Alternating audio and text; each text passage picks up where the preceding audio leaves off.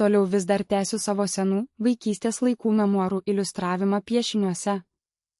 Dabar prisiminsiu apie tai, koks buvo kadaise tas momentas, kada aš gavau 1998 m. kovo mėnesio žurnalo Genys numerį.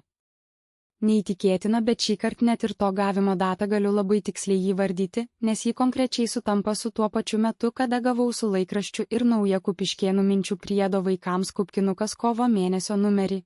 Kovo 14 dieną.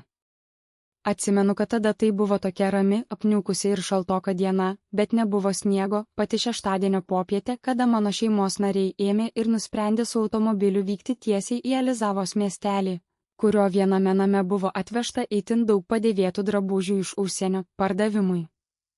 Taigi, sėdome mes į savo mėlynąjį Moskvičių ir tuoj keliu nudūmėme reikiamą kryptimi, tik nebeatsimenu, senelis tada su mumis drauge važiavo, ar ne.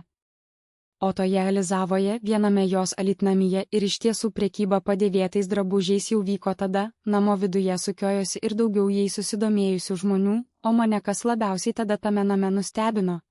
Visas didelis kalnas visokiausių rūbų ten tiesiog buvo suverstas dviejose kambariuose, ant grindų vietos žmonėms apsisukti mažoka, visi rausėsi ir vienas kitą stumdo, susijaudinę ir nepatenkinti. Parsivežėme ir mes tada iš ten kažkokių savo naujų drabužių. O bevažiuojant į namus, jau ir snigti po truputį vis labiau pradėjo. Temti vakaras tuomet irgi buvo pradėjęs. Pakeliui sustojus prie mūsų pašto dėžutės, aš nuėjau paimti laikraščio, o ten prie pat jo radau ir naują kovo mėnesio Genio numerį.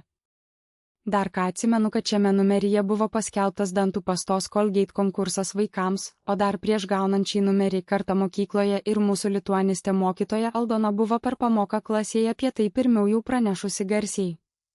1998 m. kovas.